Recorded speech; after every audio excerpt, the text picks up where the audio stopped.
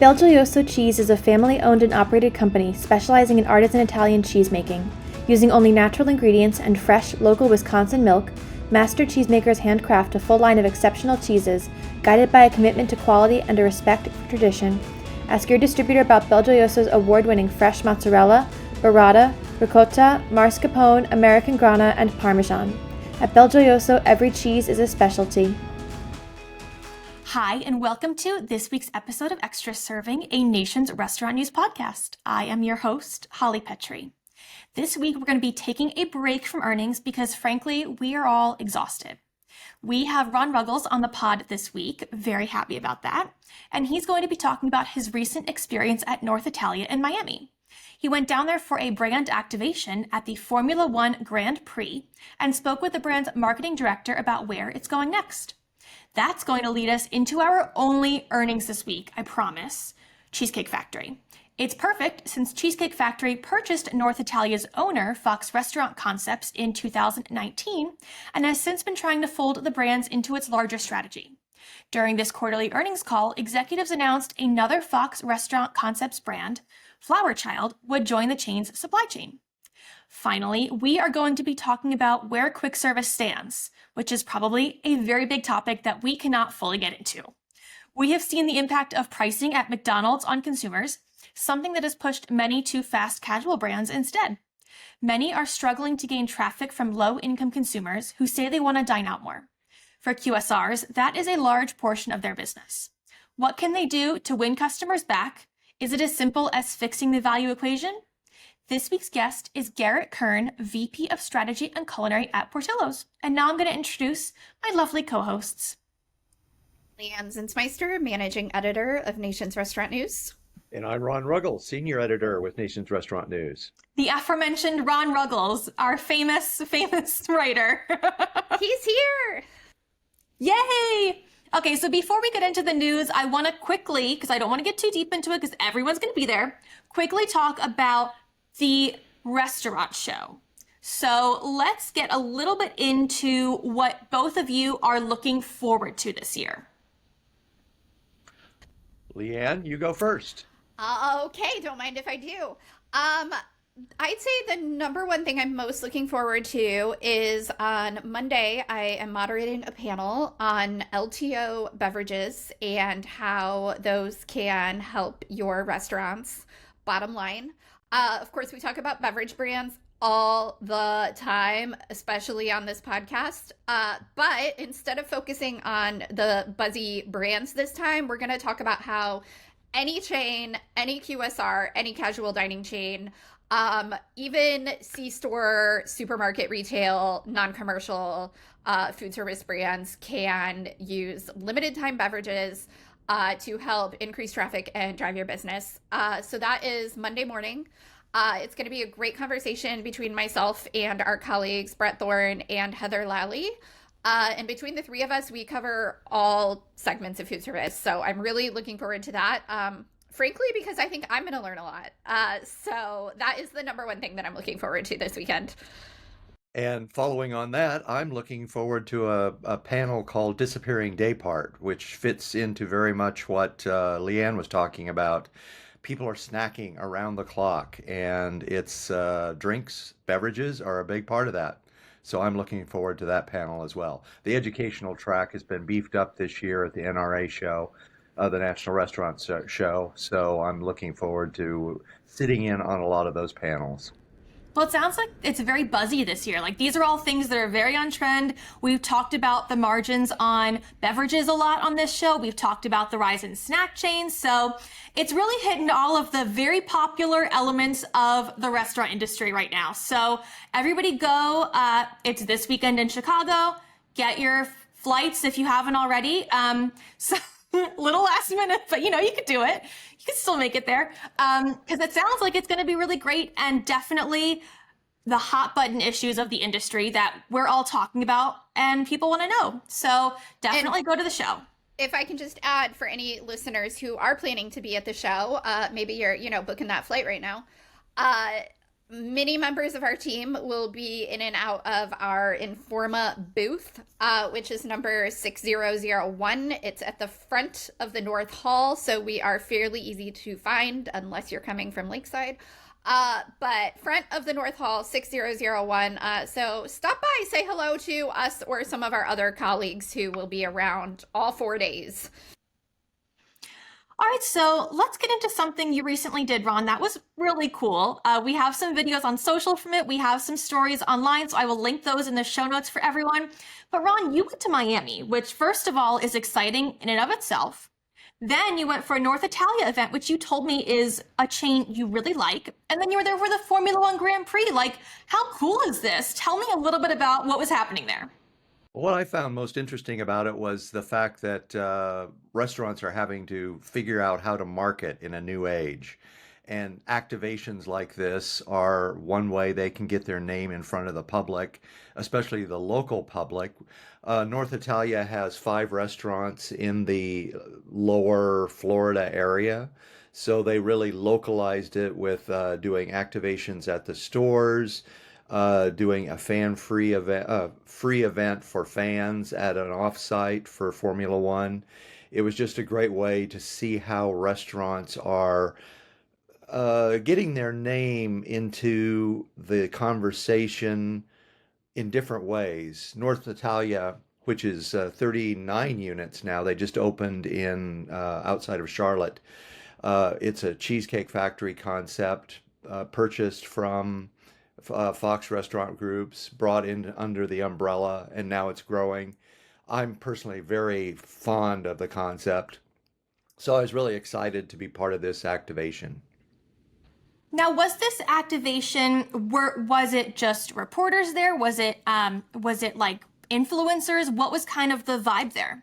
They had a lot of local influencers at some of the events. They were doing some great social media. I learned a few tips on lighting and got blinded by a few lights in the dark. And they also had local radio stations doing little, I guess, shout outs from the Fan Fest. It was an interesting way. They'd done this last year, started it at South by Southwest in Austin, and this was just a little bit of a growing of the whole activation. It's just a different way of getting to your audience. Well, and this underscores the fact that our power list this year was just so relevant because we talk about micro influencers. Those are the local influencers that, are like those Miami influencers. They have a lot of control over that Miami demographic, and they are less expensive than a lot of other influencers. But they're really, if what North Italia's goal is to embed itself in that community, that's the way to do it. That's a great way to do it. It's not expensive, and they're already having this event. It's fun. I mean, like, what were you guys doing there, Ron? Well, they had some events at the stores they brought in local garages that had race cars. They had events off-site with other brands that were doing, let's see, I think they had probably 6 or 7 different companies that bought into, and of course, Formula One is becoming this is the 3rd year for Miami. It's becoming a sport in itself, so they're getting in early. Well, and Formula One is the classier version of NASCAR as far as because it's European, right? Anything from Europe is fancier, so. I don't know if it's classier, but it certainly is. Well, so, you talked to their marketing manager, DJ Duport, and he had a lot of really interesting things to say. So can you tell me a little bit about what your conversation was with him? Well, I talked to the chef, I talked to Cheesecake's marketing director, I talked to North Italia's marketing director. It was a great chance to get a glimpse into where 40-unit brands are looking to get some influence.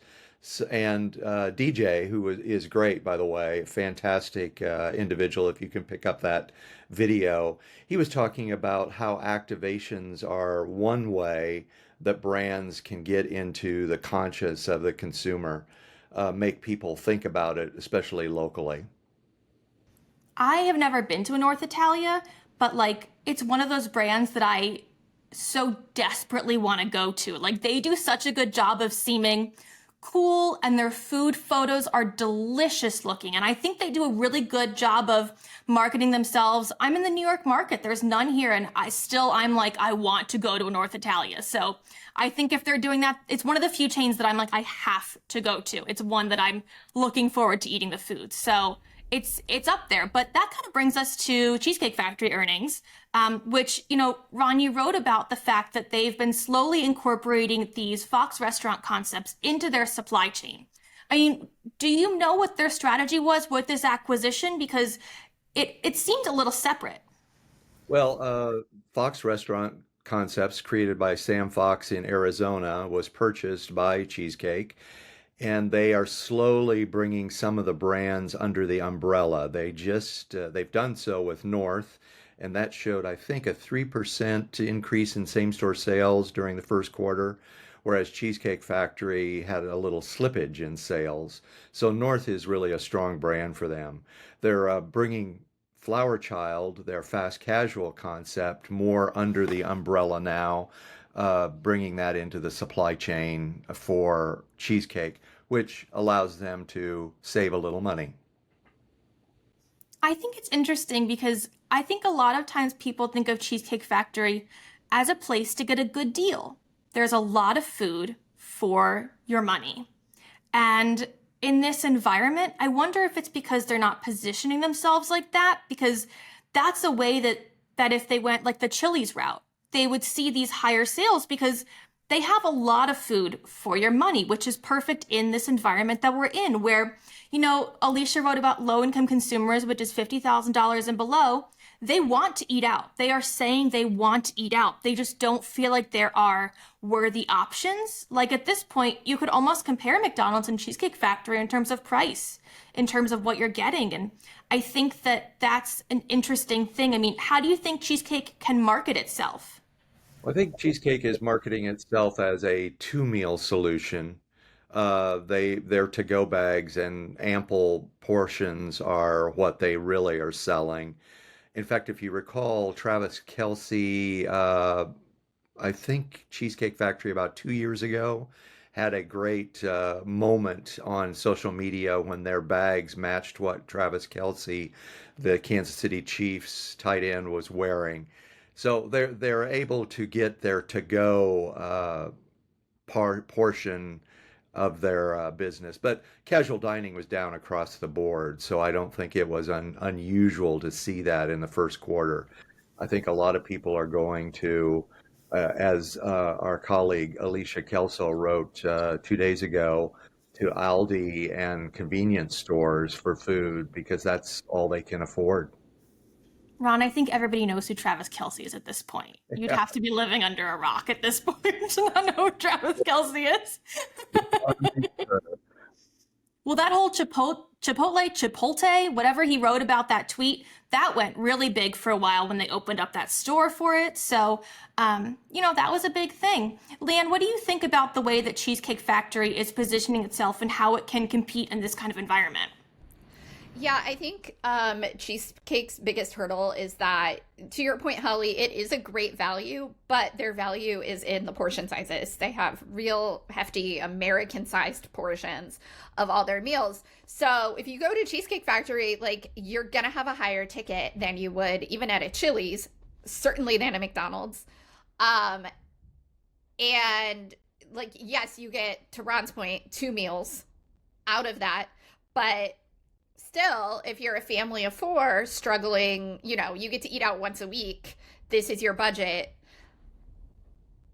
The perception is that the money will go farther at a Chili's because Chili's is saying, come on in, everything's cheap. Whereas Cheesecake is saying, come on in, it's not necessarily cheap, but you get more of it. And I think that's just like a tougher sell in an economic environment like this. Now, to be fair, Cheesecake's like sales were down. But in the grand scheme of the quarter and the industry, I would say they were like closer to flat, like on the downside of flat.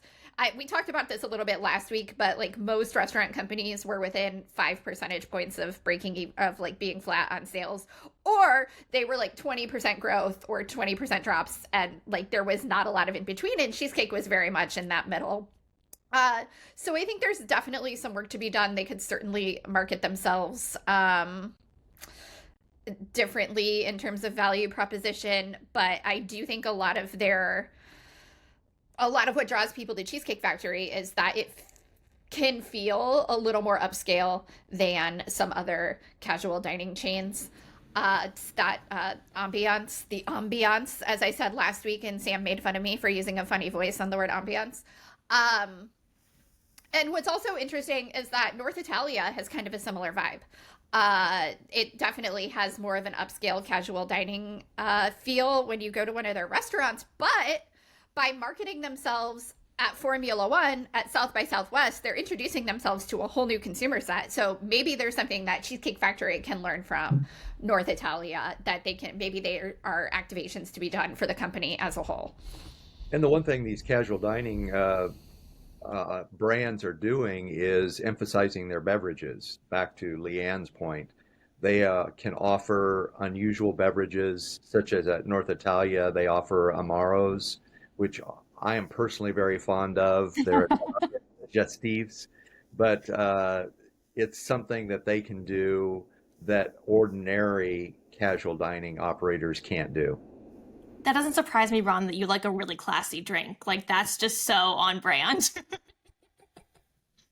Well, I'm chronically online.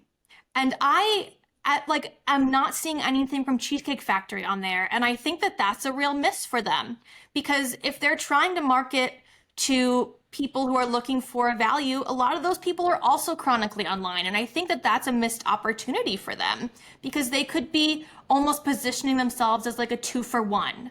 Like, you don't see a lot of that the way that Chili's is really investing, the way that Applebee's is really investing in marketing. Like, you're not seeing Cheesecake Factory really go in that direction. And I wonder if they just feel like they can rest on their laurels. Well, I think the activation, the North Italia activation, kind of runs counter to that. They're really working on their local marketing rather than broad, say, social marketing that you would see in the New York market. So I think they are doing it. It's just in a different way. They're very much localized.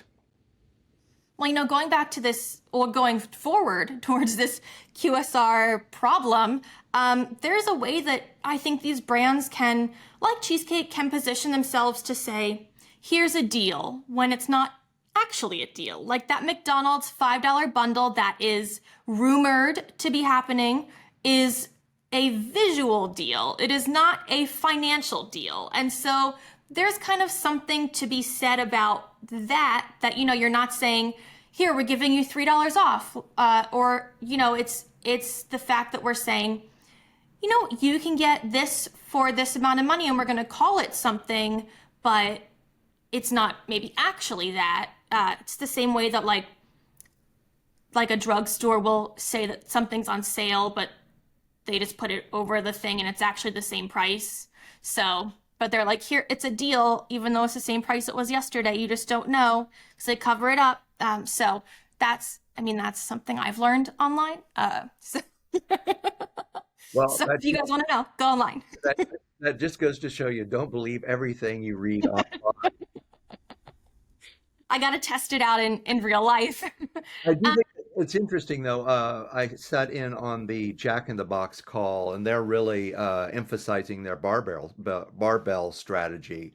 They have premium products with their new Smash Jack burger.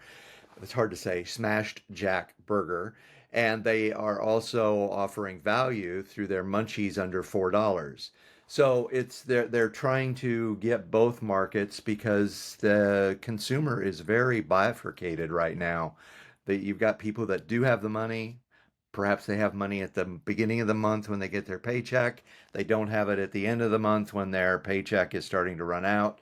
So restaurants are having to deal with the vagaries of the economy just like everybody else is.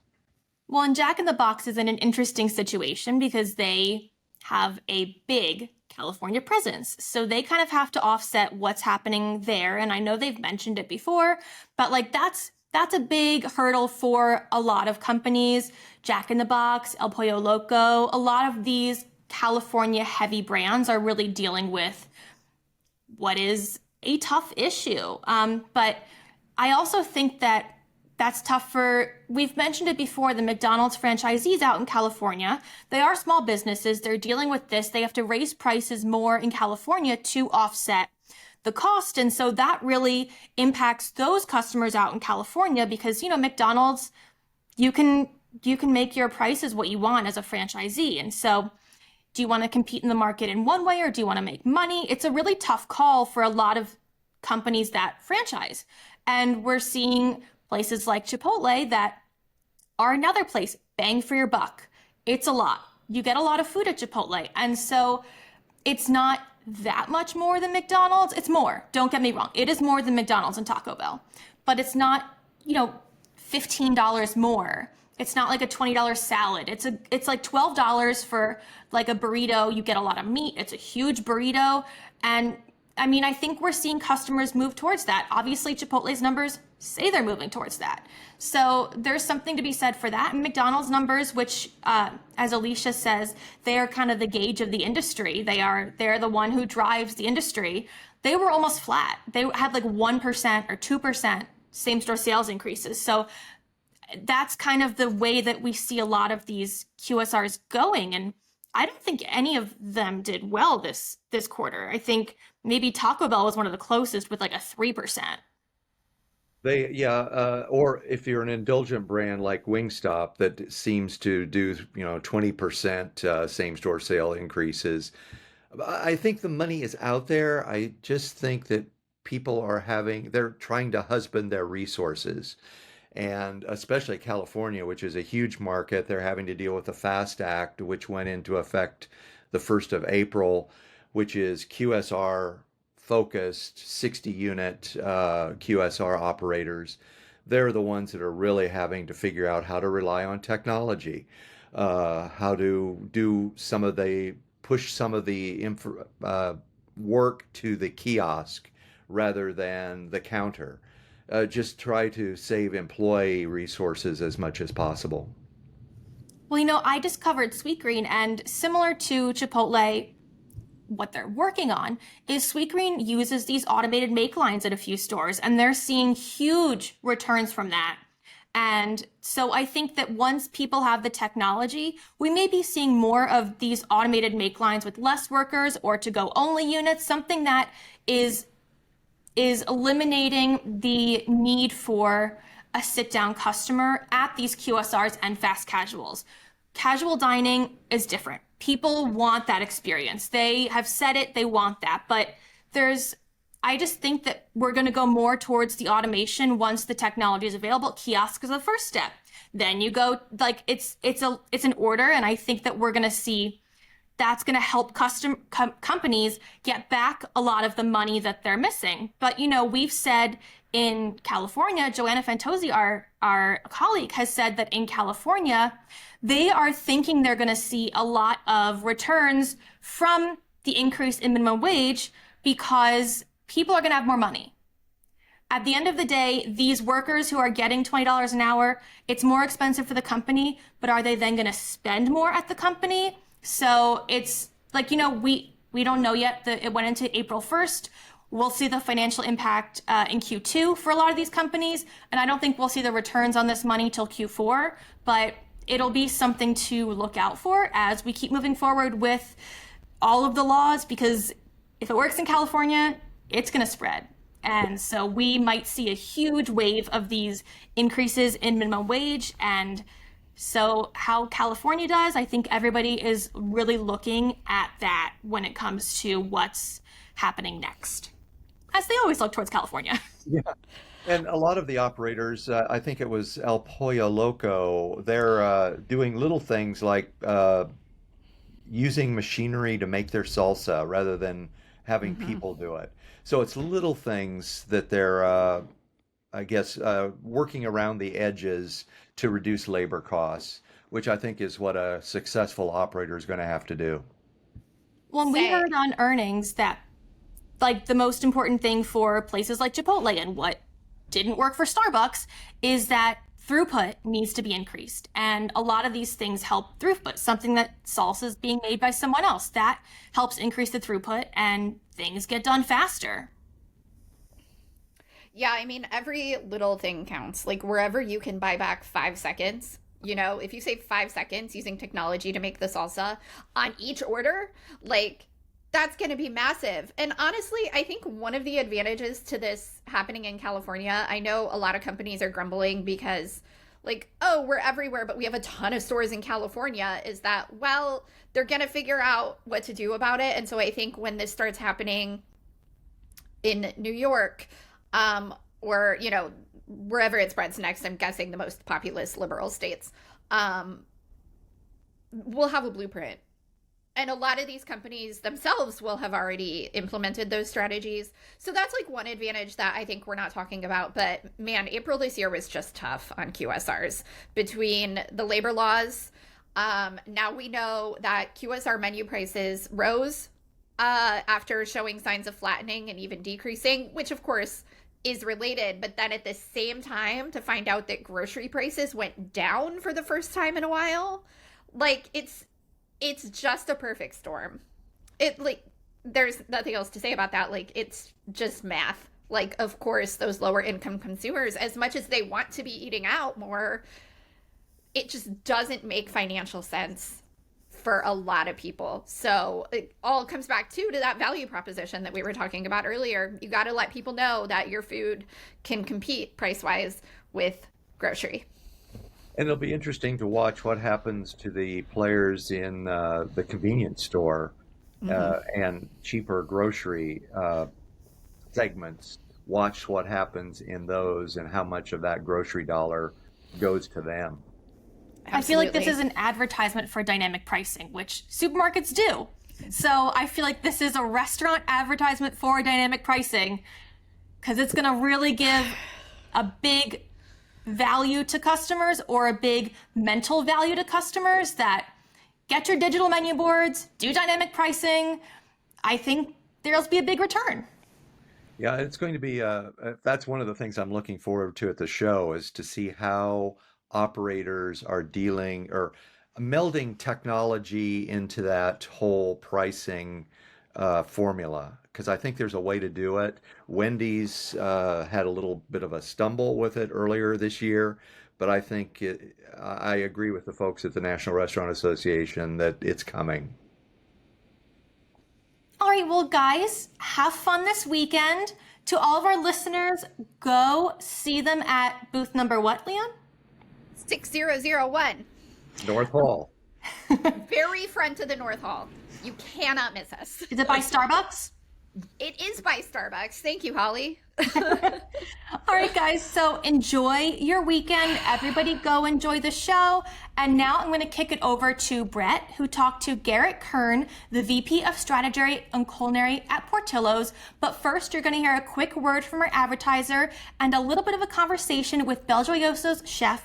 So stay tuned for that. Thank you. Thanks, Holly.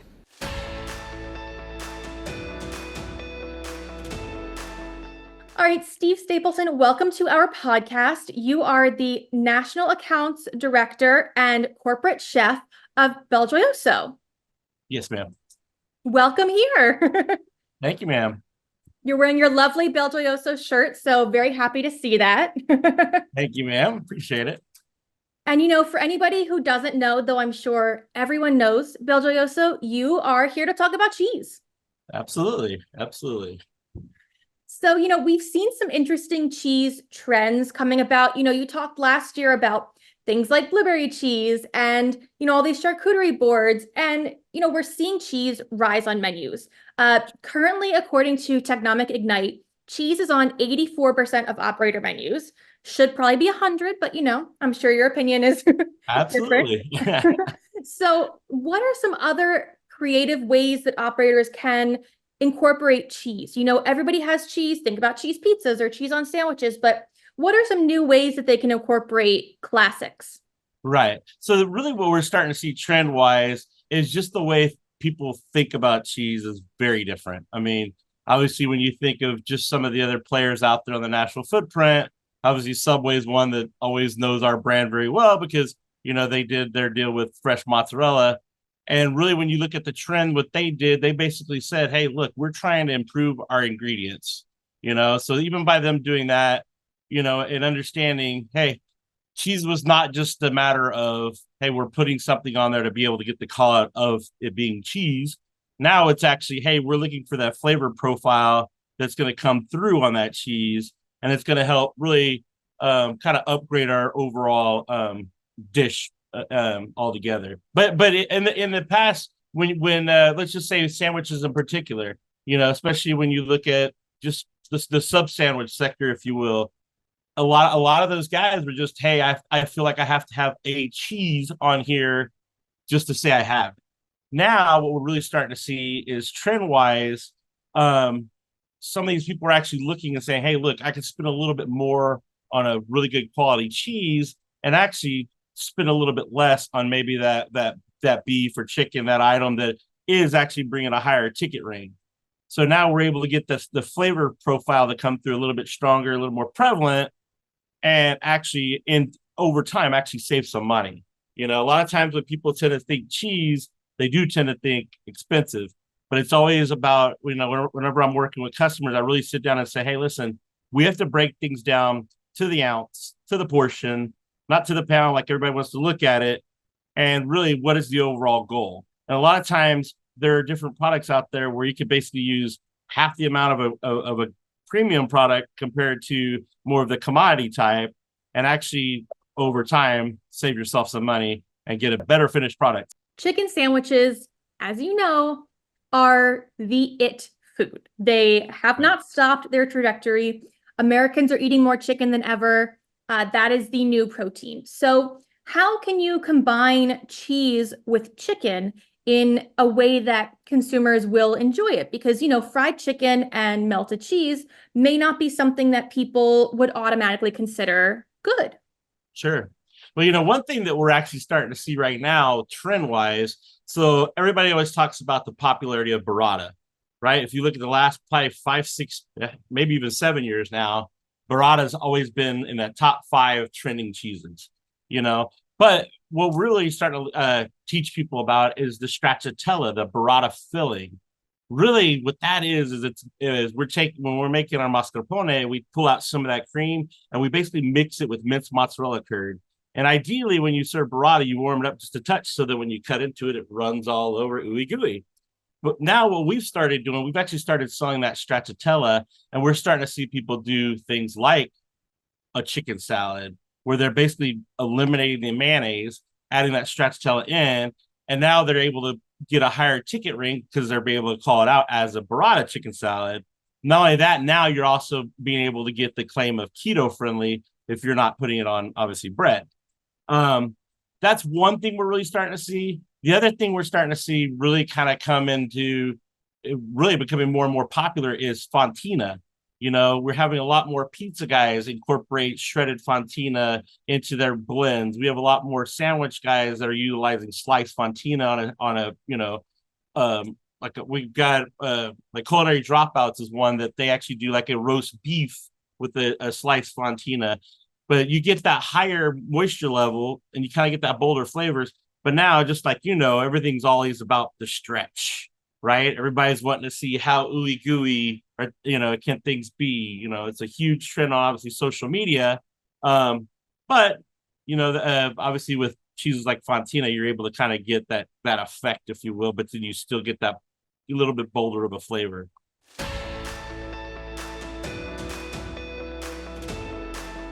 Hello, Garrett Curran. How are you? I'm wonderful today. How are you, Brett? I'm not wonderful, but I'm pretty good. So, okay. You're winning so far.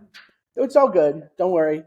And you are the Vice President of Strategy and Culinary at Portillo's. That's right. Yeah, 2 kind of interesting things under my purview, but I got my start in the business. I wanted to be a chef, worked in restaurants for a while, so came into Portillo's with quite a bit of culinary knowledge, and I was able to use that to our advantage.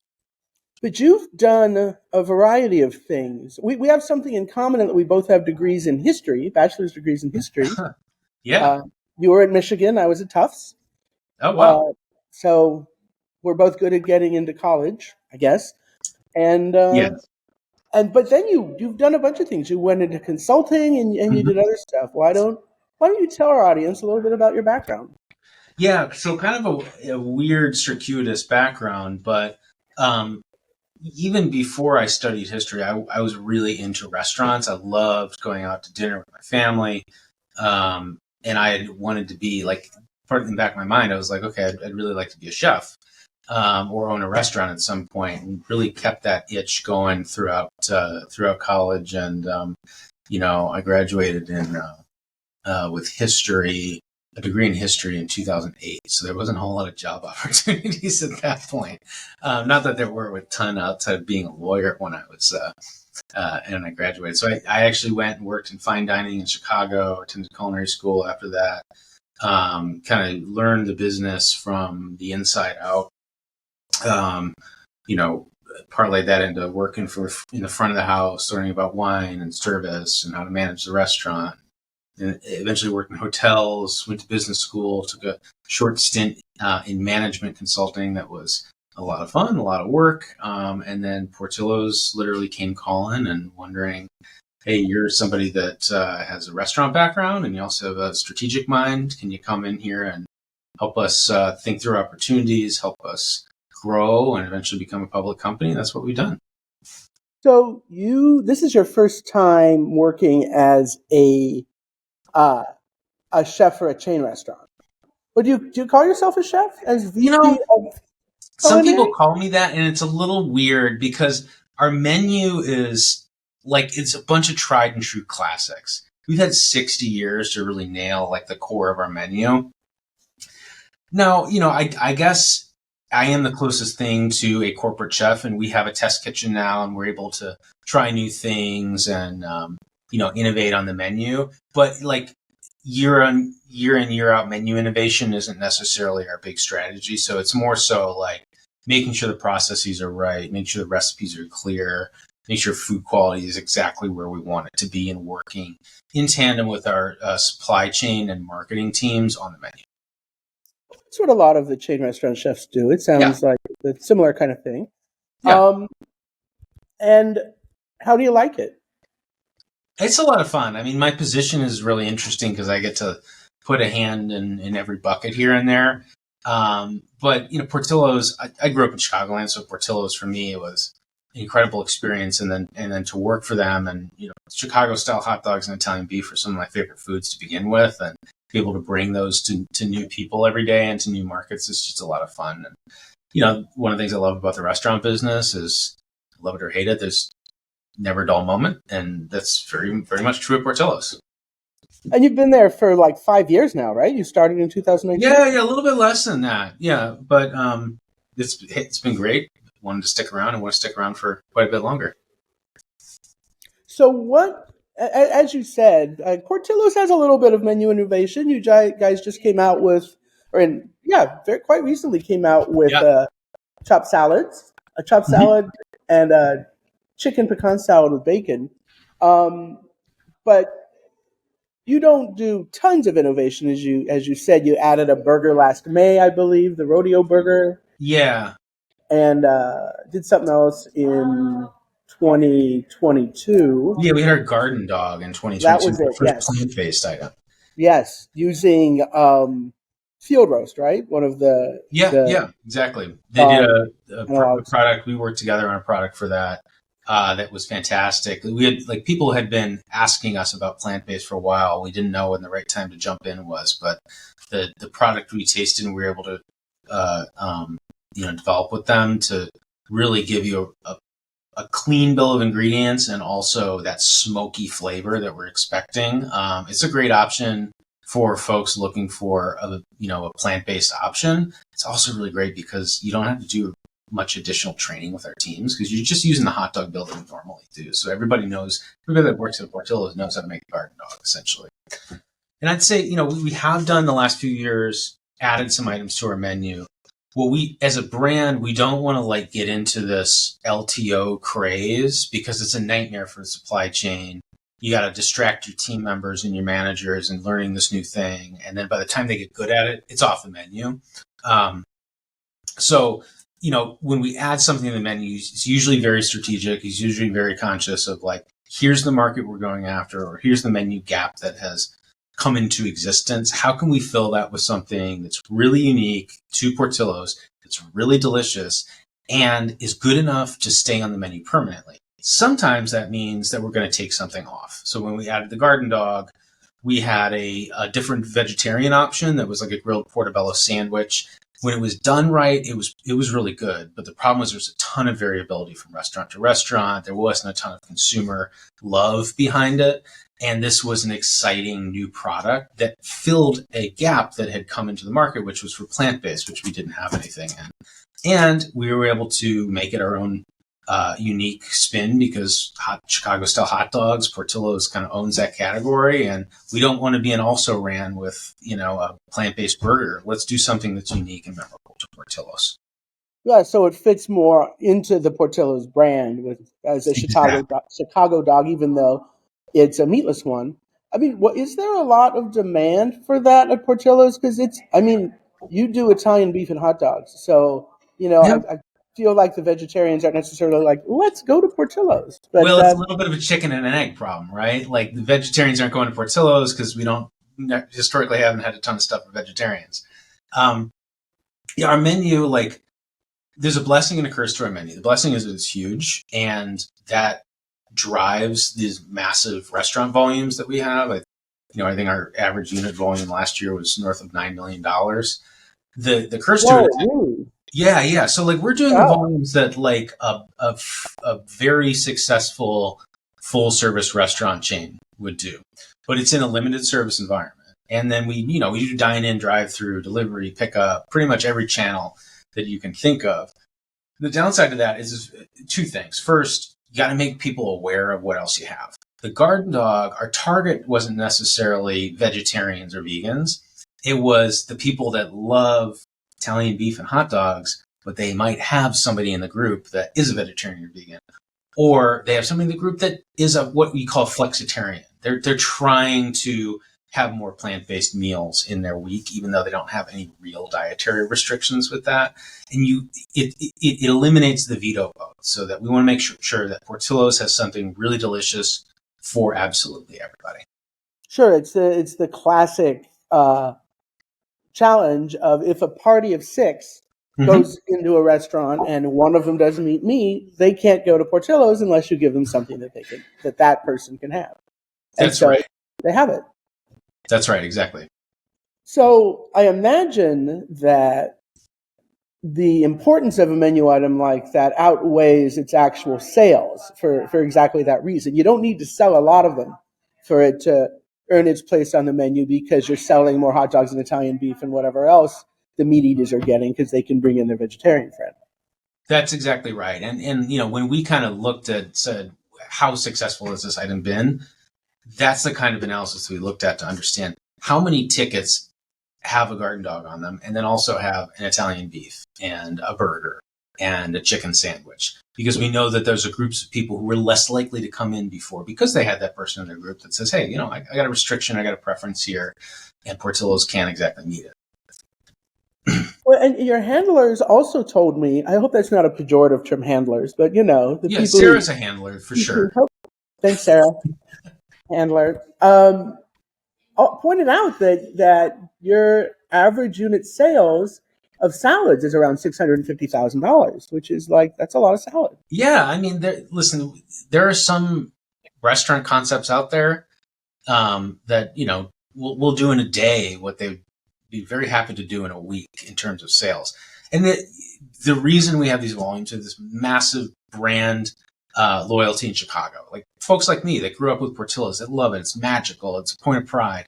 And then we have burgers and Italian beef and hot dogs and chicken sandwiches and salads and ribs and pasta and goes on and on and on. So we have a little bit of something for everybody. So even though salads are, I think it's like 6 to 7% of our sales, that equates to 650,000 per restaurant. And we want to grow that, which is why these salads that we put out on the market are really important to us, because it lets people know, hey, we have these fresh, delicious salads that are great, especially for lunch. It lets people know that may have been familiar with us, but thought that we were only hot dogs and Italian beef, that actually we have salads. We have a big variety to our menu. And then we go for some different consumer segments, like that spicy chicken chop salad is meant to cater to especially younger people that want those bolder, non-traditional flavors. And then people that want like a hearty salad, something that's really going to fill you up. Whereas the chicken pecan salad with bacon, it's got a ton of protein in it. It's got a spring mix, which is like, an upmarket mix of lettuces, got some spinach and really tender leaves in there. So it's competing a little bit more with those fast casual chains that have really raised their bar on salads in the last 5 years or so. Yeah, that spicy chicken chop salad is it's not a light meal. It's got pasta in it. It's got fried chicken. Like it's serious. Very much so. I mean, I imagine you can get grilled chicken in it as an option, but it comes with fried chicken as a default, right? For the spicy chicken chop salad, yeah. Now our classic chop salad comes with diced grilled chicken. It's been a classic. It's our number one seller. But it's a filling salad. We are we aim to please you and to have you leaving the restaurant full. Well, and again, that's on brand for you guys. You're a robust, hearty Chicago chain. Yep. You're gonna get a full meal at Portillo's. Exactly. Unless you want a chicken salad, and then you have that too. So you said that you want to sell more salads. Mm-hmm. Why is that? I mean, I would think salads are kind of harder for Portillo's to execute just because you sell fewer of them and the food cost might be higher. I don't know. So why do you want to sell more salads? What's the motivation there? I think we have, when you talk about growing traffic and reaching new guests, the salad category has been very popular in general in the restaurant industry. And then specifically, when you think of millennial or Gen Z, chicken and salad are two really, really hot categories for them. And we want to reach newer guests that are maybe a little bit more conscious about, okay, I want something healthy, or I want something, whether it's not like super healthy and low in calorie, but it has more nutritional content to it, and just a wider variety. I think when we go out there and say, hey, Portillo's has salads, that's going to surprise a lot of people, even though we've had salads forever. So that's why we want to really go in on salads and make sure that people are aware, people come to us for that. And then there is value just in the same thing with a garden dog. Like, there are going to be a lot of tickets that have that salad on it, but they also have a beef sandwich and a hamburger, etc. Now, you bring up a good point in that executing salads can be more difficult because you have a lot more ingredients, a lot of them are more perishable.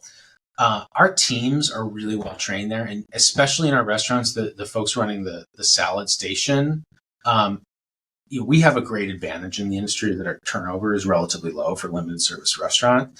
And I tell you what, you go into those restaurants and they have everything organized to a T. And when the pressure is on, they are busting out those salads. I take a lot of pride in that. So I feel like we are an operations driven company. So, we figured it out in terms of fast, convenience, and high quality food with a huge menu. So we feel very confident about that. So do you have team members that are specifically like salad specialists, or there's a specific station that they work and it's the salad station and that's it? Yeah, things differ by restaurant, but especially a lot of our restaurants in the Chicago area, we have people that have worked for us for, over a decade, and they're really just focused in on salads and making sure that station is run as superbly as possible, that the ingredients are fresh, that they're organized well, that they're stocked well, that each item going out the door, whether it's an a la carte salad or a catering salad, looks and tastes delicious. And we take pride in making sure our team members have the tools to do that job. And so what is your process for developing new menu items? Is it the sort of standard, we think of an idea, we run it across a focus group, we do a market test, that kind of thing, or how does it work? Yeah, all those elements play in there. Now, depending on the item and the need, they can go in different orders. I do like to source ideas from the field because, they're talking to guests all the time. Or I've worked in a restaurant before where you get sick of eating whatever's on the menu and you just kind of make a Frankenstein item with what's in the pantry, right? So that's the best sources for ideas because people working in the restaurants live and breathe that every day and they hear about it from our guests. Secondly, we'll put it close ear to the ground in terms of market trends to understand where those emerging menu gaps might be. If we stand still and don't innovate anything on the menu, and then we will do a lot of two different things on like the testing front. First, iterating on the menu item with guests. Right, the guests that are in those segments we want to target. We have a test kitchen in the Chicago area where we're able to bring in guests to a really nice environment, really focus in on asking them questions, getting them feedback on the food, and then we can iterate on that to really get the best product. And then secondly, very important for a company like ours, it's operations driven, has very complex operations. We got to pilot it in the stores because even if you think you've figured out everything just the way it needs to be, you're going to break something in the restaurant when you test it out, and it's much easier to fix something that breaks in 5 restaurants and then figure out the best way to do it before rolling it out everywhere else than to have 80 restaurants that are dealing with an emergency. For sure. So you come out not with new items, not that often. You have a mint shake LTO. Is that still available? Yeah, shakes are an interesting. Kind of an interesting exception to the rule with our LTOs. And I would call them seasonal items because we tend to repeat those year after year. Our teams are able, our supply chain is able to get the product. Our teams, for the most part, especially the management ranks, have done it before and seen it before. So we do throughout the year, kind of beginning of the year to end, we'll do a chocolate covered strawberry shake around Valentine's Day. We do that mint shake, around St. Patrick's Day. We have our lemon cake in the summer. Not exactly the summer, the warmer months. It goes from like April to September. We'll make that in a cake shake. So have you heard of our cake shakes before? I don't know about yours, but it's a thing. You put a whole piece of cake into the milkshake and you spin it around. I'd like to think we invented it. I don't know if we actually did, but our chocolate cake shake is like, after our Italian beef and hot dogs is probably what we're most famous for. But yeah, it's exactly what it sounds like. We do that with lemon cake and strawberry. So it's a strawberry lemon cake shake. It's rich and it's indulgent, but also got a nice bright flavor. And then we'll go into, other shake flavors, candy cane shake, caramel shake in the colder months. So we're able to do those year after year. They're an opportunity to talk about what's new at Portillo's. We have guests that are just absolute adherents to those, and they can't wait until the lemon cake is back on the menu and they can get their lemon cake shake. That's something we feel comfortable having a lot of limited time offers around. But yeah, as you said, they're seasonal and they rotate in. Yeah. I think it's funny that mint shakes are popular in March because St. Patrick's Day is in March. And people associate the color green with Ireland.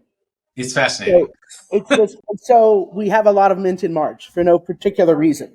Right, because mint is not like an Irish food of any sort. It's not like they're known for mint stuff. And mint, you can get mint all year round. That's a hardy plant. You don't need, the first precious leaves of mint in the spring to put in your shake. I tell you what, you give me a mint shake in August in Chicago, I'm going to be perfectly happy. Well, there's that too. Yeah. In fact, I would think it would make more sense in the summer because it's bright and refreshing. Yeah, it's very refreshing. Yeah. And Chicago in March is still winter, solid winter, right? Yeah, we're dealing with our third winter right now. I think we only have 2 or 3 more to go before we get spring. There are many, many, many reasons to live in Chicago. It's a great city, but I don't think anyone moves there for the weather. It's beautiful for 3 weeks a year. And you guys celebrate it. Payoff weeks. Yeah. But what I was going to ask you about the fact that you have your seasonal items and then you occasionally roll out new items. So you certainly have a product development pipeline, but it's not massive. So what is your main job, Garrett? Just making sure I don't mean just, but making sure everything's flowing smoothly, working with supply chain, that kind of stuff? Yeah. When it comes to the culinary end and culinary, I also, the thing that's much less interesting here is that I work with our senior leadership team and our CEO to like make sure that we have the right strategy in place as a company. So like I'm working in development and alongside operations and marketing, et cetera. But when it comes to the culinary end, it is most of our sales come from items that have been on the menu for decades and decades and decades. So making sure that whether it's working with our supply partners where they have an opportunity or we decide to make a change, making sure that our processes are as good as they can be, that folks at the restaurant understand them and are adhering to them, and that the consistency and the quality of the food coming out of the kitchen is just as high as it can be, because, we compete very broadly against full service, fast casual, QSR. That's great, but it also means that we're not going to ever win on speed for example, because we're not going to be as fast as McDonald's. So we really need to differentiate on the quality of our food and the quality of our interactions and experiences. So the food portion is definitely mine to own, and to make sure that, we're driving people to our restaurants and they feel like they got a great value, even though they had to maybe wait a couple minutes longer than they would at McDonald's. Well, since you're the strategy guy, I guess you've probably also had to figure out the off-premises piece as it's ballooned. And you started in 2019 as we were starting to see that. And then obviously there was the pandemic and everybody had to do a lot more takeout and delivery. So have you become like a delivery tech expert also in the process? I wouldn't call myself the delivery tech expert. We have a team of folks, including our head of marketing, that really have run with that. But certainly in terms of the strategy and the changing landscapes around off-premise delivery, it's one of those things that I've working with other restaurant brands, during my time in consulting, like it's amazing how many brands kind of missed the opportunity to take full advantage of that growth there. I think even before my time here, like we made some pretty savvy moves. But it's definitely like, one thing you see in the industry is that drive-thrus are losing share to digital ordering platforms, whether somebody orders ahead and picks up, or they order for delivery, et cetera. So the way that we have thought about that is, okay, we've changed some of the infrastructure of our restaurants so that you can have seamless experience, ordering, coming in, picking up the food. We've partnered with, we haven't, tied our wagons just to one of the big delivery marketplaces out there. So we work with Uber Eats, DoorDash, and Grubhub to make sure that we're reaching the broadest scope of people possible, and that we also just have, a way to keep those folks honest, essentially. Right, by not being married to any of them, you can play the field, as it were. Yeah, and some of the challenges that our brand has, challenges, opportunities, however you want to call them, is that we're an older brand in Chicagoland, so it's not like we built our restaurants out when digital ordering was a thing. So we had to kind of retro them, not only in where people come to get the food, but how does our process work, and make sure that we have the right technology in place in the restaurant, and that it's not only seamless for our guests, for our teams. I think we've done a pretty good job of that. We certainly have opportunity just like every other brand, but it's definitely top of our minds of how are we going to be good there in the long term, because that channel is only growing. Yeah, for sure. So we're about out of time, but I wanted to ask you, Garrett, what we can expect from Portillo's in the coming year. In the coming year? Yeah. Or whatever. Pick a time frame and tell us what we can expect. Okay, so if you're familiar with Portillo's, I think what you can expect is these salads are going to be fantastic. If you were familiar with our salad lineup before the pandemic, we have some we have some favorites coming back.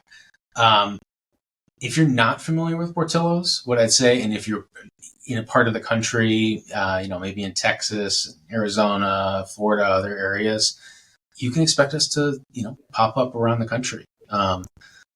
Because we're looking to expand in a big way. I think it's going to be in the next 12 to 18 months, we'll have more restaurants outside of Chicagoland than we have inside of Chicagoland, which is a big deal for us. And we have a great, huge menu and a really fun environment that I think folks all across the country are going to love. And I'm super excited to bring hot dogs, Italian beef, our salads, all of our other menu items to the mouths of hungry consumers all over the country.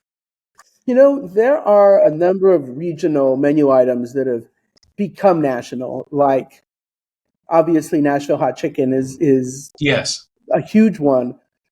People are trying to make the chopped cheese, which is sort of like a poor man's Philly cheesesteak, but it's from the Bronx. It's a burger chopped up, sort of like a cheesesteak, but it's served with lettuce and tomato. But it's enjoyed some social media popularity. But I'm kind of surprised that there hasn't been more Italian beef everywhere because it is so good. And and giardiniera, which we're starting to see more of nationally. But first of all, I love giardiniera. I put it on damn near everything. But the Italian beef is like, you describe it to some people, and I'll be the first to admit it's not the most beautiful sandwich because so often it's dunked in the gravy. And you describe it to people and it's like, oh yeah, it's like a kind of a wet sandwich, right? And they're like, oh, wet sandwich? And then you take that bite of it and it's just heaven. The flavor and the spices and the gravy. And then, yeah, if you order the Portillo's way, we'll put a little extra gravy on it, but it's still like crispy on the outside with the bread that we've just toasted. You get the crisp on the outside, you get the juicy beef, you put the hot peppers on there. I think that has appeal no matter where you go in the U.S. And you have the runway to introduce it to most of America because for whatever reason, they haven't figured it out yet. Exactly. We've hooked up people all across the country on that had never had an Italian beef before. Good job. And are these expansions going to be through franchising? I should know this already, but I don't. No, good question. We wholly owned and operated. We don't have any franchising agreements, no plans to do them. Our restaurants are big operations, and we feel the best control over our quality and consistency is to operate them ourselves. But you're exploring brand new markets, and that's very exciting for you guys and for the people in those markets. Exactly. So, it's a lot of work to do that, but it's worth it. Well, great. Garrett Kern, it was a pleasure meeting you. You're fun. I want to talk to you some more, but okay, because we're out of time. Well, maybe another time. But I appreciate the time, Brett, and this is a real fun conversation. Hopefully, your listeners enjoyed it. And if anybody out there hasn't heard of Portillo's or you have one nearby, come get a beef sandwich, get a salad, try us out. Awesome. Thanks. Belgioioso Cheese is a family-owned and operated company specializing in artisan Italian cheesemaking. Using only natural ingredients and fresh, local Wisconsin milk, master cheesemakers handcraft a full line of exceptional cheeses, guided by a commitment to quality and a respect for tradition.